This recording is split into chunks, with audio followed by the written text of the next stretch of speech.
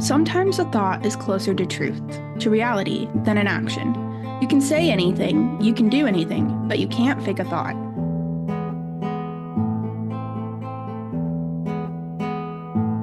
Welcome to the Busy Girls Book Club.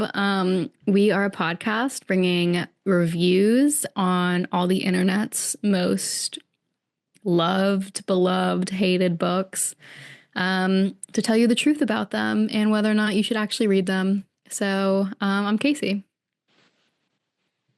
I'm Caitlin. And I'm Catherine. And boy, do we have a doozy this week. This is I'm Thinking of Ending Things by Ian Reid. And it follows the story of a narrator that is never named as she goes to a middle of nowhere farmhouse with her boyfriend to meet his parents. And the entire time she's thinking of breaking up with him. And the plot ensues from there. Absolutely. Wow, short and sweet summary there. It's a short and sweet book. Yeah. And if you can tell by the level of enthusiasm in my voice, yeah. By the way, the digital version, you're like in it, and then it says you have like 40% left, and then it's over because there's all this extra stuff at the end of the book. I was like, what? Yeah, same. Super confused. It's way shorter than it seems. But yeah, I mean, what actually is happening in the book is technically a spoiler. So let's get into it. Do you guys have your reviews? Yeah, I do. I found a really great review. I really resonated with it. It's a 1-star review. And it says, "This book was written by the most annoying nerd in your high school who thought he was smarter than everyone else, but never talked about anything remotely interesting." Wow. Well, I pulled a 5-star review. Which I did look at the 1 stars, but I didn't see any that I thought were that great. So one of them I'll read, which is like similar to just how I feel. And it's the back of the book merely promises that you will be afraid and not know why. There are no other details. Funnily enough, that is the most accurate summation of this novel possible. Absolutely. True. Yep. And the next one is funnier. It's also 5 stars, but it says, "And now I'm thinking of starting therapy." That's great. Okay, well, I have 2. One's a DNF that I think is funny because who DNFs this book? I was going to, not gonna lie. It's so short. It says, "So whiny, so self-involved, skip it." There we go. But you know how it ends. That's extra funny. Yeah. But then I got there's a 4-star and it says, "This book was amazing. What was it about? Never mind. Just read another review and I actually get it now. Aha." That's so funny. Okay. Well, the overall Goodreads rating is 3.5 out of 5, and the overall Amazon rating is 3.8 out of 5. Where do you guys come down? Do you all want to go first, or do you want me to go first? I'm assuming I'm the highest. I think I am. So I can go first. Okay. But I loved this book. I mean, this book was totally written for me. Like, I love horror. I love psychological horror. I love books where you have to work really hard to figure out what's actually happening and like where the main characters are really untrustworthy and you don't know how to evaluate their perception of what's happening. That's like it. Like, that's why I loved Bunny. This is why I love this. I loved the ending so much. Like, it kind of blew my mind. I do want to disclaim, this is a movie now, and I watched the movie before I read the book, which does kind of suck. I really wish I got to go in totally blind to this book because I think I may have had a different experience because I already kind of knew the general plot idea because of the movie. So this is a confusing book, and I don't totally know what it's like to have that experience just because I already kind of understood it beforehand. But I loved the movie too, and the movie is crazy and so scary. But to me, this is true horror. Like, horror is not about aliens. Horror is not about people breaking into your house. It's about that deep feeling of dread in your stomach that you just can't understand what's happening and the life is out of your control. And this book does it so perfectly. So I give it 5 stars. Psychological trauma. Yeah. I also really like this book, not to the same extent. I feel like people thought I was gonna hate this book, and I did go in blind. Didn't even read the back of the book. No idea. Yeah. I gave it 4 stars. Ooh. I kind of figured out at the end, like, not the end, but like I figured out kind of where it was going, and I was like, ooh, genius. I just thought it was so clever. And it was, like you said, like you didn't know why you were scared, but you were kind of scared. And the only thing I thought some of the dialogue was kind of boring. Like it was really well written and there were a lot of cool ideas explored. But the beginning especially was pretty boring. So that's why it's not a perfect 5 stars for me. But I do think it's worth the read. Well, I'm about to rain on y'all's parade. I gave it 2 stars. Oh, yeah. Let me put a disclaimer. I don't like horror films, books, anything. So this was already off to a really rough start. I knew the ending by the time they showed up at the house and the photo. Never mind. I'm not going to spoil it, but I knew the ending as soon as that happened. I don't know. Here's the thing.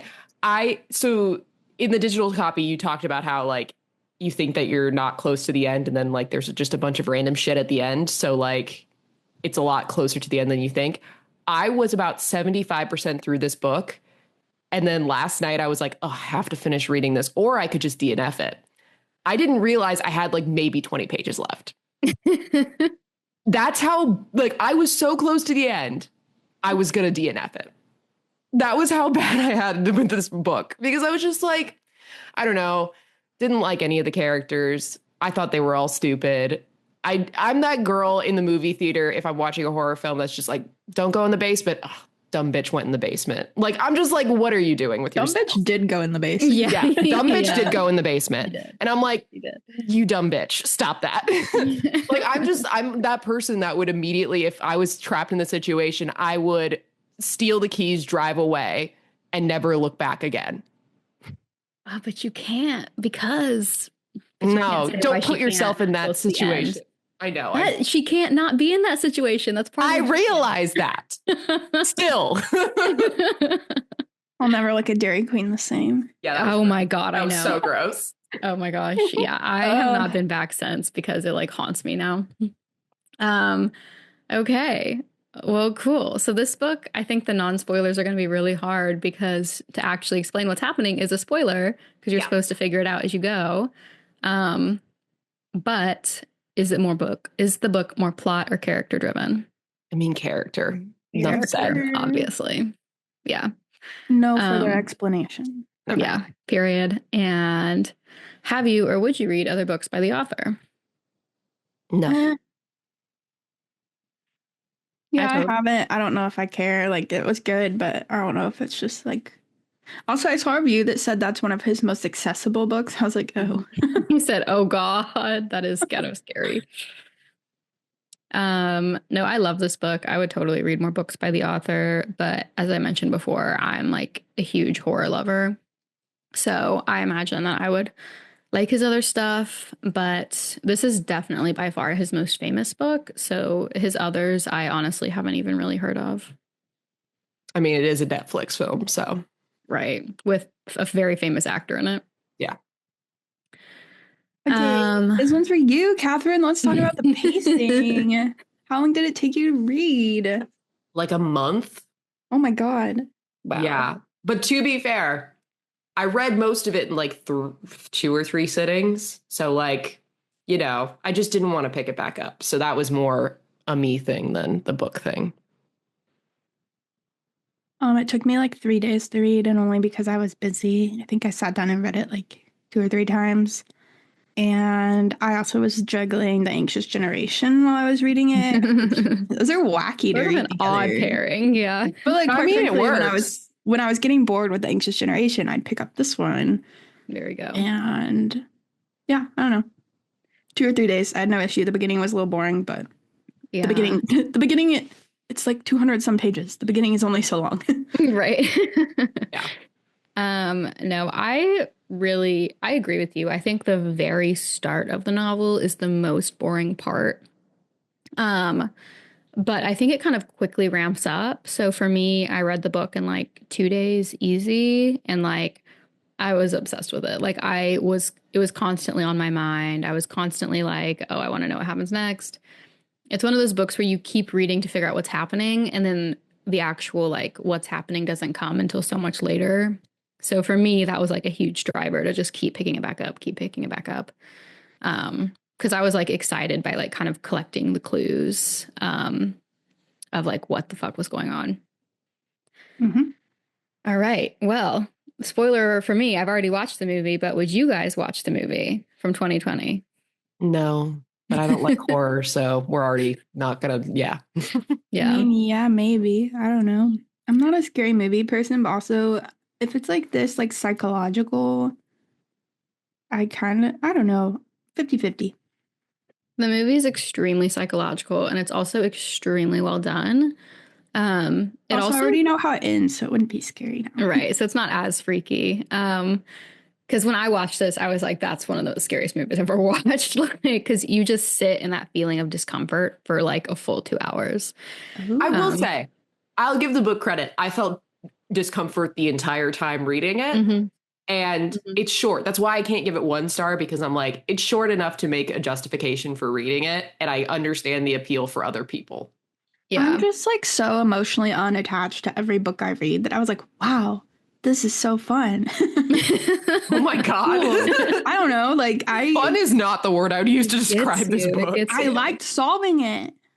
But yeah, the movie is like very, very well done. And it actually takes a slightly different like stance towards the ending. Like it gets a little bit more complicated, which I can't explain without spoiling the book. But it is very good. So I highly recommend everyone watch it. Okay. Busy Girl rating. Yeah, I'm going to roll with my quality rating of 4 for the Busy Girl rating, because I think it's so short and it did keep me reading because I wanted to solve it. But I will remove the 1 star because I'll acknowledge it's definitely not for everybody, especially Catherine. Well, that's exactly what I was going to say. I took off 1 star from my 5 to give it a 4. I think it's a quick read. It's super interesting. I actually really wish they would fix the Kindle like percentage mark though, because I think it actually like sort of hurts the reading experience when you think it's so much longer than it is. So I actually think that's an error that is kind of fucked up. Like they need to fix that. But I think it's quick. Again, part of the reason I'm taking off 1 star is that it's a weird book and you kind of have to be ready to just be along for the ride. And I don't know that, if you're having a really, really hard time in life, this is like the perfect book to pick up. God.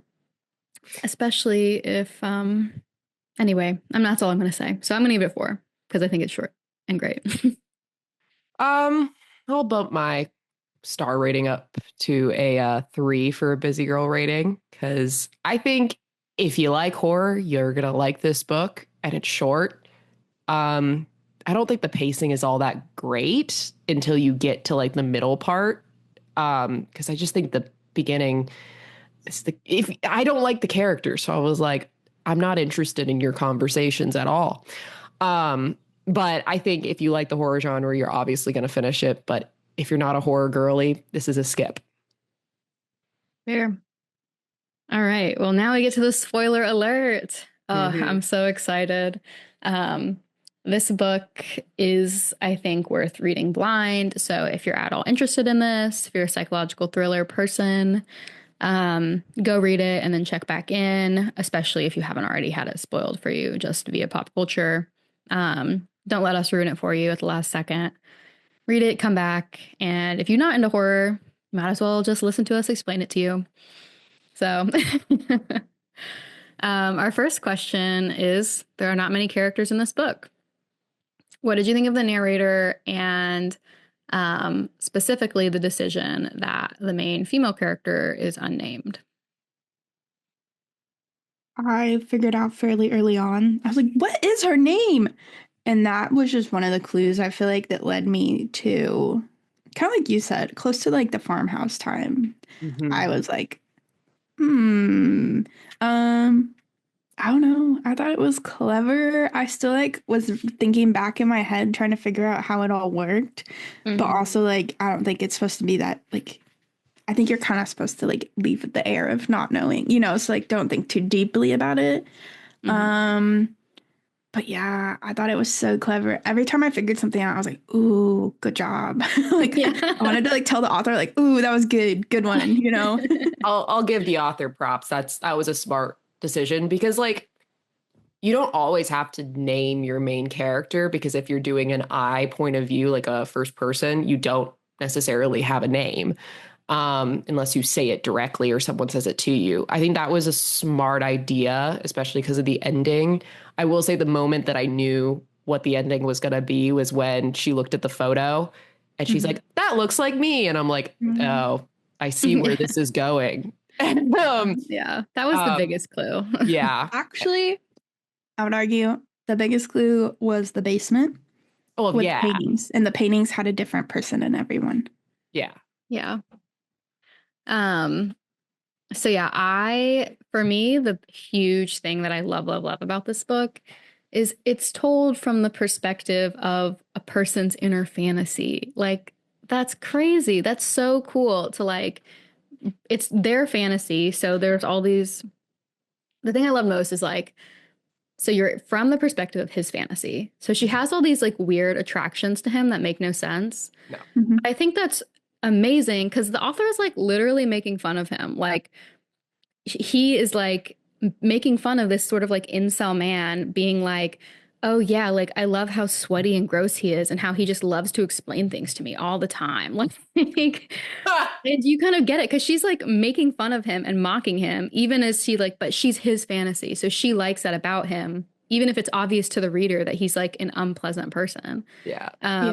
And so she's kind of dunking on him even as she's like, oh, and I love it. Oh, it just turns me on when he's just so like gross and clammy. I did not connect those dots, but that's hilarious. Yeah. I do think, I guess for people who aren't going to read the book, we should explain that the whole time this character is actually schizophrenic and all the characters are himself. Right? Yeah, I think so. It's him. Yeah, I mean, basically, I don't know if he's actually. So I think you can read it that he's schizophrenic, or I think you can read it that this is just like a creation of his mind because he's like just living in his like fantasy. He's like, I picked schizophrenia because he mentioned his schizophrenic brother. Yeah, he did. So that's Does he say he's schizophrenic or does he just say he's mentally ill? He says schizophrenic. Yeah. Okay. I didn't remember that. So anyway, I think the genius of the main character here is now that everybody's in on the secret, is that he saw this girl. Like this is based on one-time thing. Girl that he wishes he would have talked to, and she became like another personality in his head. It was cool. Well, she became his like fake girlfriend that like anytime he felt lonely, he was like, oh, I'm just going to like imagine me and this girl actually worked out. And so this is something that I liked. This point is hit harder in the movie, which is something I actually liked better in the movie. But in the movie, all the things about the female main character keep changing. Like she'll say what her job is. And every time someone asks her what her job is, she'll say a different answer. And it's because she is like morphing as what he wants is morphing. And so she's not a real person, which is why she doesn't have a name. And I thought that was like a great point too. So the movie hits the point a little bit harder that it's like, she's not a real person. She just is designed to fit his needs at whatever moment. Well, I feel like a movie can do that better because you don't have to read the inner dialogue because it can get lost in dialogue or in inner thoughts in a book. Right. But in a movie, less so. Right. But I thought it was just so cool to watch to bring someone's inner fantasy to life as if they're actually real and they're actually thinking about the person because she like actually doesn't really like him, which is kind of funny. She keeps saying, I'm thinking of ending things. Yeah. And she wants to end it. But then you realize at the end that also his own dislike of himself is filtered into her as well. And so her thinking of ending things and her critiques of him are like his critiques of himself, which is also very interesting. Side note, the guy who played Jake in the movie, did you see he was tapped to play Plutarch in the Sunrise on the Reaping movie? I didn't, but I love that actor. He's also in several Black Mirror episodes and is very good in those too. I think he's going to do a fantastic job as Plutarch. He also kind of looks like a young Philip Seymour Hoffman. Yeah, Philip Seymour Hoffman. He totally does. Yeah, Jesse Plemons. I love him. Yeah. Anyway, that was a side note. Since we were talking about the main character, I was like, he's getting a new movie. Right. So all that dynamics with like the fantasy girl with no name and then the actual person was my favorite part. But one of the weirder parts is this caller. Like this person keeps calling her. And this is actually one of the bigger clues too, is like it's coming from her number. Yeah. Yeah. And it's like a man, but it's also a woman. And you're like, what is going on? So it'd be different if it was like the old horror movies. Like it's a landline. So it's coming from somewhere else in the house. But this is a cell phone. So you're like, well. Right. And at first it starts off, I think this was an element that I liked just because I think it built the horror and it like that feeling of like being watched really well. But you never really get an explanation for it other than just like it's part of like his like weird psychosis, I guess, because he's like calling himself.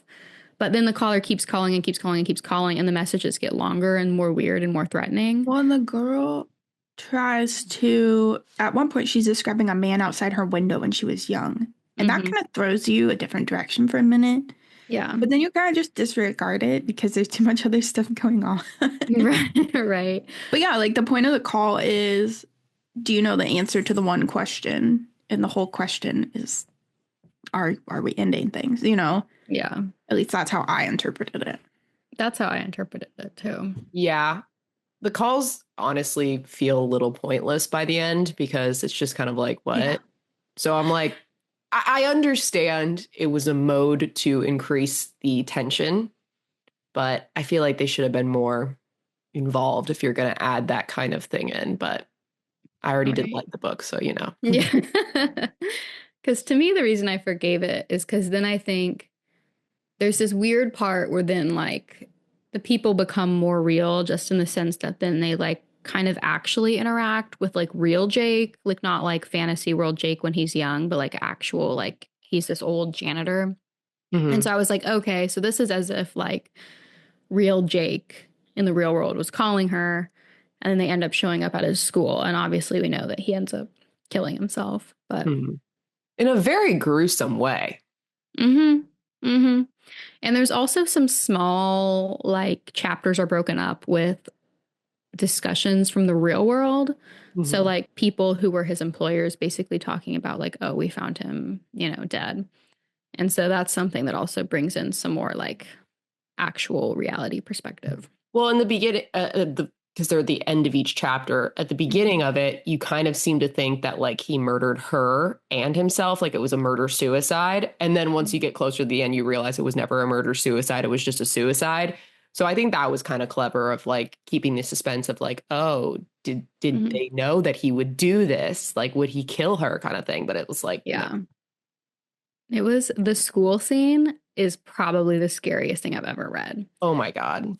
The end chapters try to throw you off the like in notes because they're talking about in the lab and you're like, oh, well, this person dies in a lab. So like they're in a school. It's fine. But then they go in the science lab. I was like, oh, shoot. Yeah. Right. No, it was so scary. Honestly, especially in the era of school shootings, because I feel like we like, I don't know, just like the psychology of like the threat that we think about in schools is a lot different now. Yeah. And him like slowly like following her and like she can't find her Jake anymore and she doesn't know where he went. I was like so scared. The rubber boots. The rubber boots were terrifying. I mean, yeah. Oh, and the song. The song is so random, but like just adds to the tension. I would go crazy if I heard that song over and over and over again for an hour. And I mean, it's just, I feel like all of my nightmares happen at school. I'm not going to lie. All of my nightmares happen at my elementary school, and someone gets murdered. Oh dear. That's crazy. I think you should talk to a therapist about that. Catherine. I have one, so yeah, maybe I should. But yeah, I don't know. But I agree. I mean, I feel like your high school especially like always has this like weird place in your mind. It's like a symbol of your teenage years. And so it feels like a very loaded part of the book that they end up at a school, because it's like even the themes are there, which real Jake thinks about at the end too, is like, this is kind of where it all went wrong for him. Like he could never. Yeah, go on. I was gonna say he could never like become the person he wanted to be. And so he just kind of stays locked in high school forever. Well, so I was gonna add also when she's running around, she's like, I'm going to the gym. Wait, how do I know what direction that is? It's like, yeah, that adds a little bit of attention too. It was so good. There's paint on my hands. Oh no, he left a message. He's been in here. Like, no, the paint's on your own hands, girlfriend. Yeah. You wrote the message. Yeah. I loved the like kind of weird warps and like her being her and then her being him. Mm-hmm. Yeah. Yeah, when it switches to we. Yeah. There it is. Jesus. Yep. Okay. The other main part of the book has like several main parts. It's like them driving to the farmhouse, them being at the farmhouse, them leaving the farmhouse, and then being at the school, or sort of like, and then the Dairy Queen is like in there. Mm-hmm. Yeah, I'm confused. Was the Dairy Queen real? That's the only part I haven't decided on. I felt like it was him. Was the one girl real? Yeah, I think she was real, but I think she was like someone that he had met. Like, I interpreted her as maybe like the one girl who was sort of like nice to him in high school. Because she said, I'm scared because I know what's going to happen to you. Like, right. I'm worried for you. I don't know. So I wasn't sure on. That was like the only part I wasn't sure on. But yes, back to the actual farm. Yeah. So what did you think about the parents and the farmhouse? When you realize they're dead. Yeah. Yeah. They've been dead all along. I mean, yeah, the mom was freaky. The dad seemed actually okay. I mean, I was uncomfortable the entire time, especially when he was like taking her around the farm and just like showing her around, even though it was like fucking cold outside. And she's like, I don't want to be here anymore. And he's like, yeah, we slaughter pigs here. And she's like, that's grotesque. Yeah. And like the dead lambs hanging there. Oh my God. Yeah, that's horrifying. I understand that. Like none of that in the moment was like weird, but it just added a little bit to like the tension in the back of your head. You're like, oh, they're dead animals. Okay. Yeah. Like everyone understands that at farms, animals die and animals get murdered in order to make profit, stuff like that. But like to actually hear it out loud or to see like descriptions of it, it reminded me of Tender as the Flesh. And I was like, this is too much for me right now. Can we not? I think the basement was like the most genius part. Yeah. Because it was like this creature with a different person every time and in different scenarios. And like, I feel like if you were going to paint what schizophrenia looks like, there you go. Like, that's it. I don't know. Well, the fact that nothing was in the basement.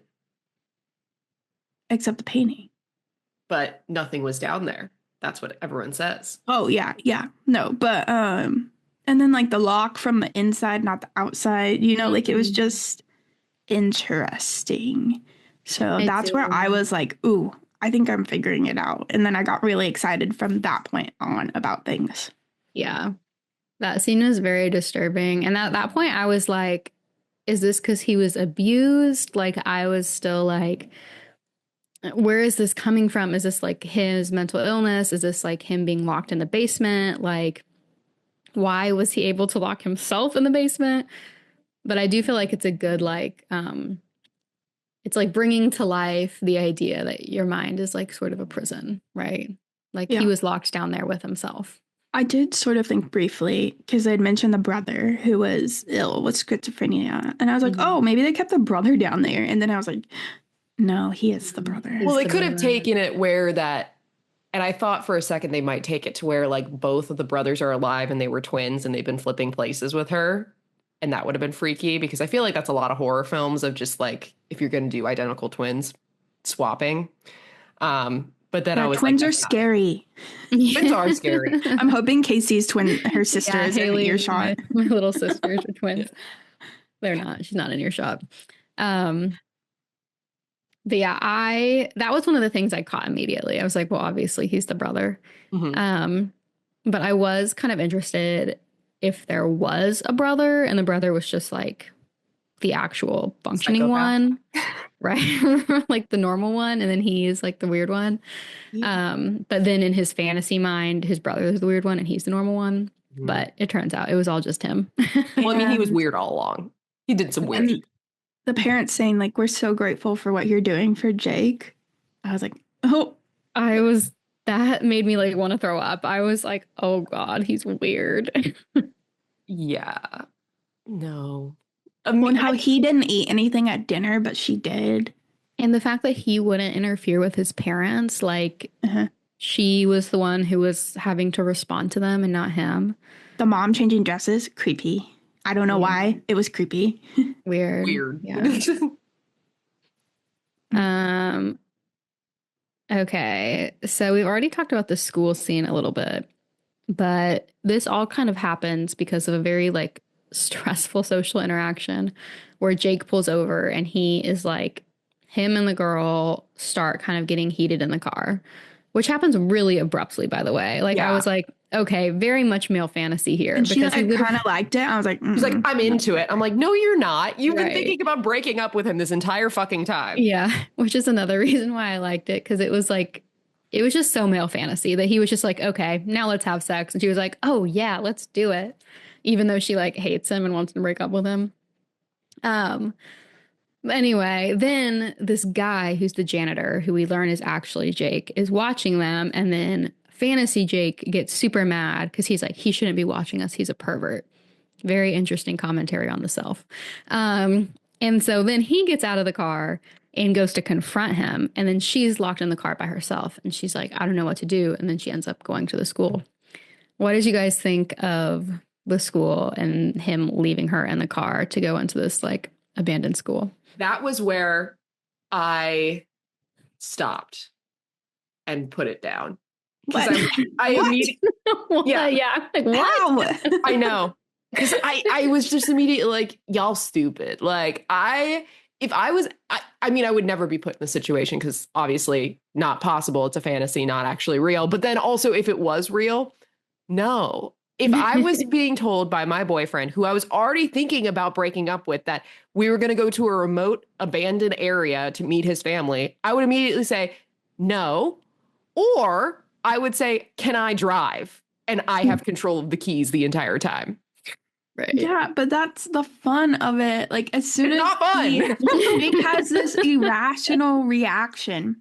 And she's panicking, and that's when you like know for sure that like not everything is as it seems. And that's when I had to keep reading because I was like, you were talking to a person who literally fast forwards through scary parts in movies. Stop. It was so that's when I had to keep reading, and I don't even like scary things. I had to know. This is literally when I put it down and didn't pick it up for 2 weeks. Stop. No, that's crazy. I was so strapped in. I was like, I was like page after page after page. I was like, I have to keep going. I was like, how fast can I read this? I gotta know. Well, that was the point where it was like, oh, I still have 25% left. Fuck, how am I going to get through this? And then like it lied to me. And I'm like, well, I'm glad it lied to me because I thought I was in for it. What a fascinating way to write a mental break, like a total burnt crash out. Like I can give props to that. I just was uninterested in watching that unfold. So I thought it was amazing. Yeah, I thought it was amazing too. One of the reasons I thought it was amazing is because I do agree with you, Catherine. Like something that annoys me about normal horror movies is the characters just make stupid decisions. And it's sort of just annoying. It's like, why would you ever do that?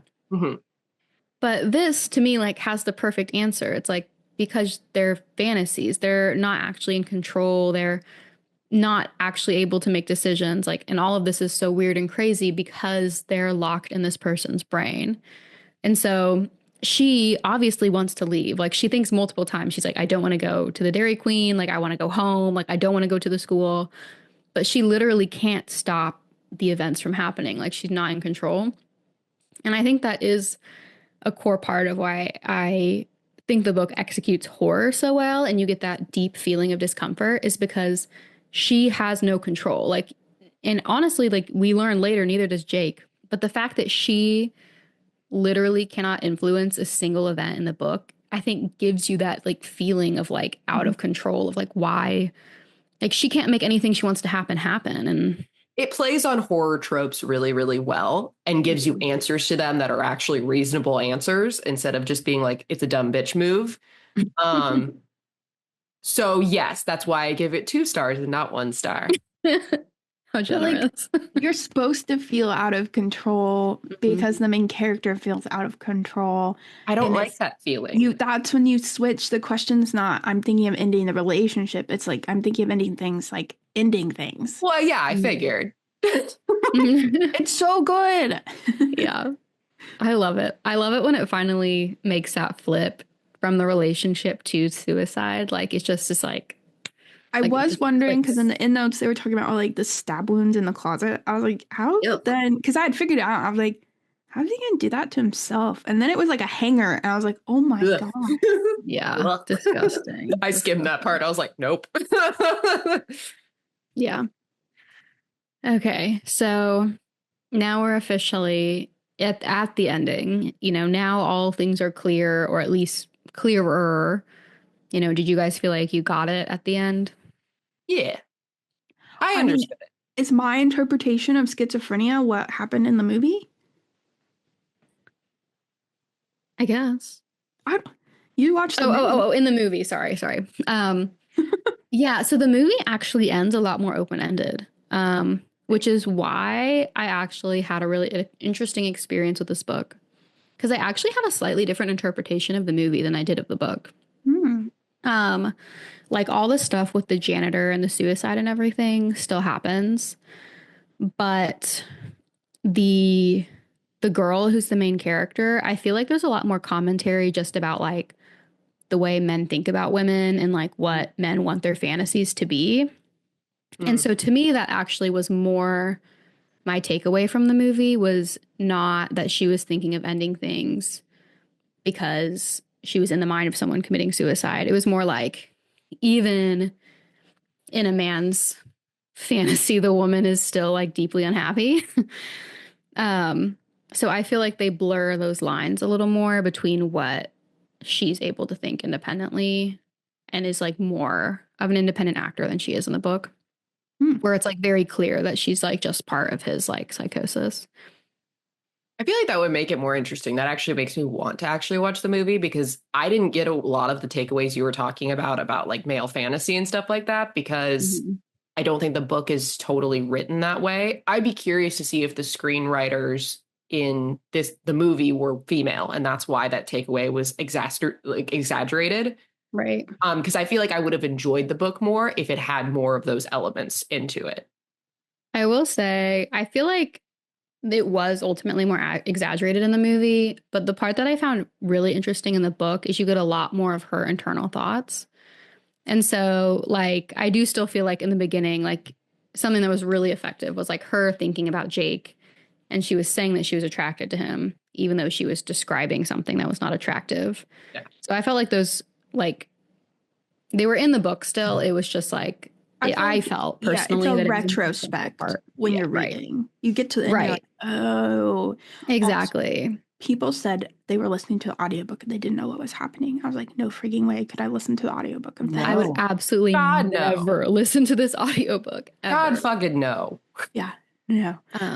So, but I think if you read it physically and you get to the end, you look back on their conversations, you're like, oh yeah, that was odd. But the movie doesn't tie things up so much. So like in the movie, there's no people who are like after it all, like thinking back. You don't get any of those parts.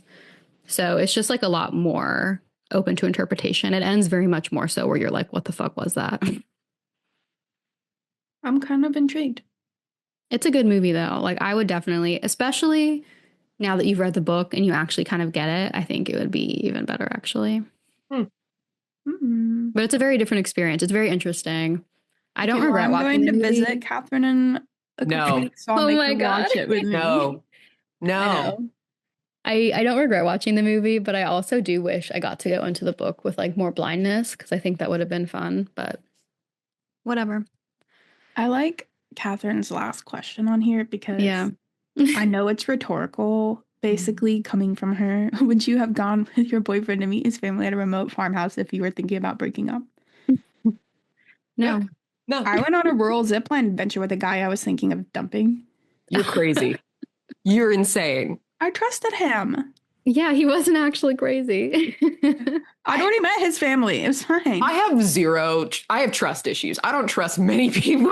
And if I was thinking of breaking up with a guy and he pitched the idea of taking me to a remote place with no cell service, I would think he was going to murder me.